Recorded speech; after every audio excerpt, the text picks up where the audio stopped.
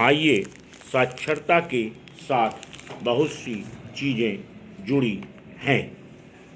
स्वयंसेवी भावना, सबलीकरण, स्वास्थ्य, पर्यावरण, सामाजिक परिवर्तन आदि आदि। साक्षरता के ताने बाने ने इन सब को अपने भीतर समेट रखा है। साक्षरता की रंग बिरंगी बनावट को देखने से पता चलता है कि बड़ी लगन और मेहनत के साथ इसे बनाया गया। ये सारे गुंजायमान रंग इसमें अंतर्ग्रंथित हैं। इन्होंने साक्षरता की चादर को एक निराला ही ताना बाना दे दिया है।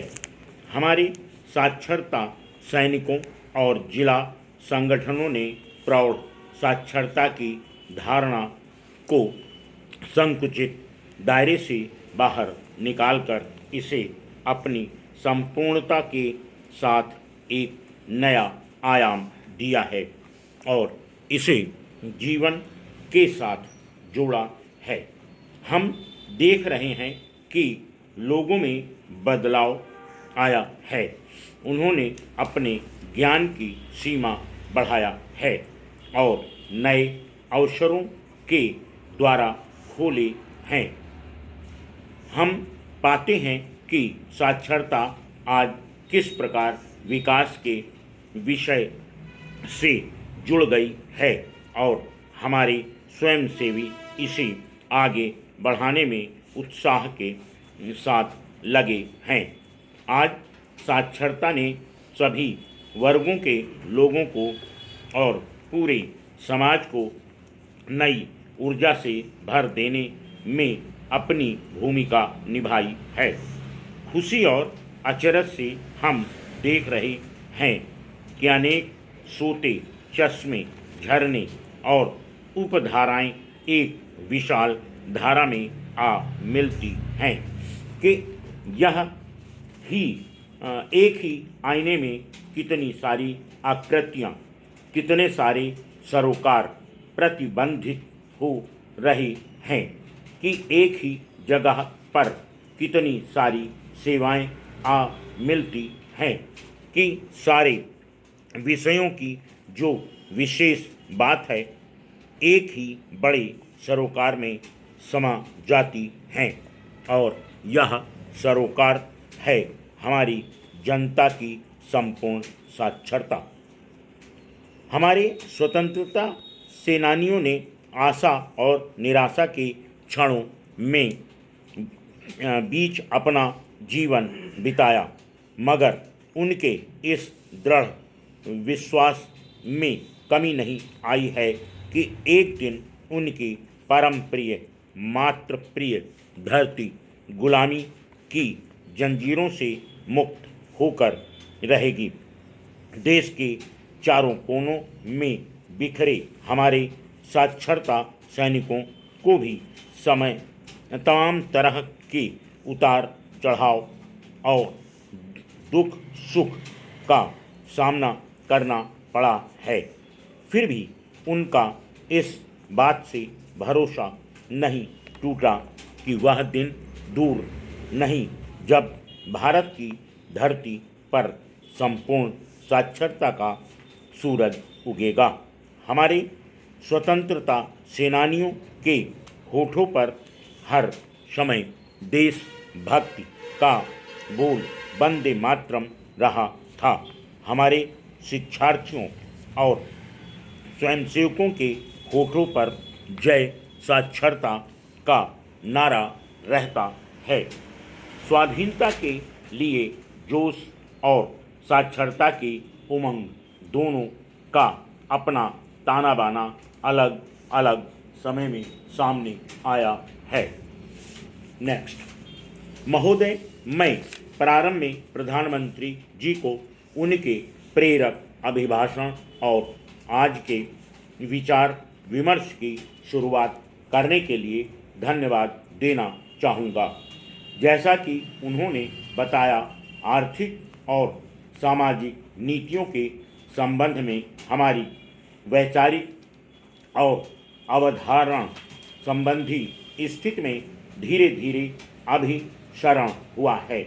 हमें इस मतैक्य को लोगों के कल्याण के लिए निर्णयात्मक कार्रवाई करने में श्रेणीबद्ध करना है।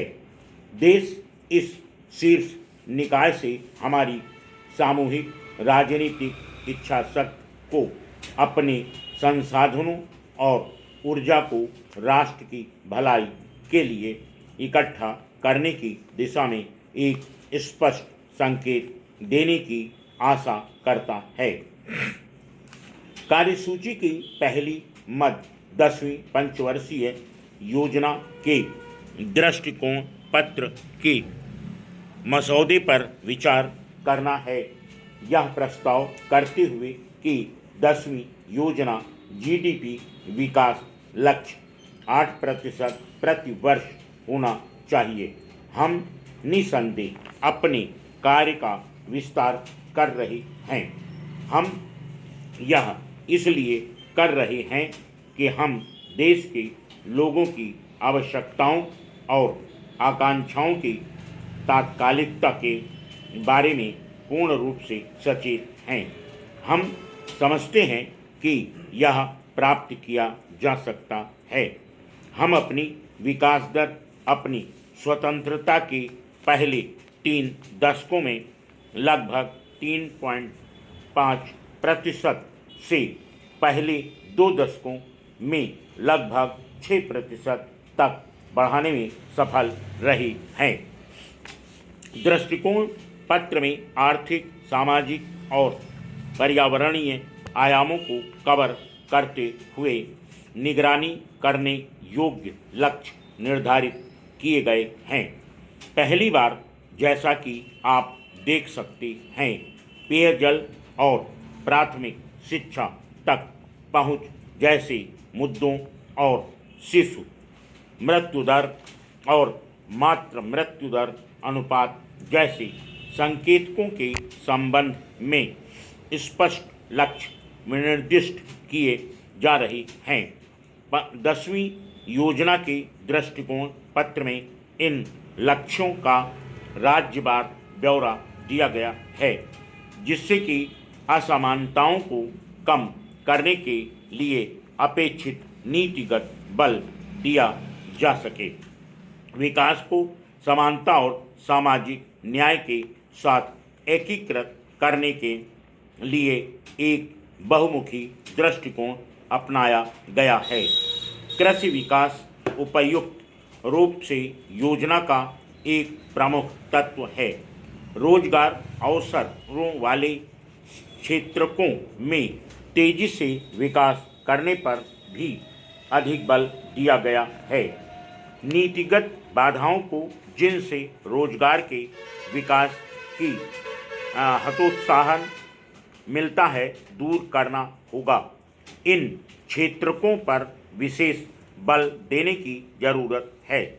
उनमें निम्नलिखित शामिल हैं: सूचना प्रौद्योगिकी समर्थित सेवाएं, मनोरंजन, वास्तविक संपदा और आवास, आधुनिक फैलाव, पर्यटन और परिवहन। तथापि हमें हाल ही की कुछ प्रवृत्तियों को नोट करना होगा। हाल ही में आर्थिक विकास में मंदी के स्पष्ट चिन्ह देखे गए हैं। Full stop.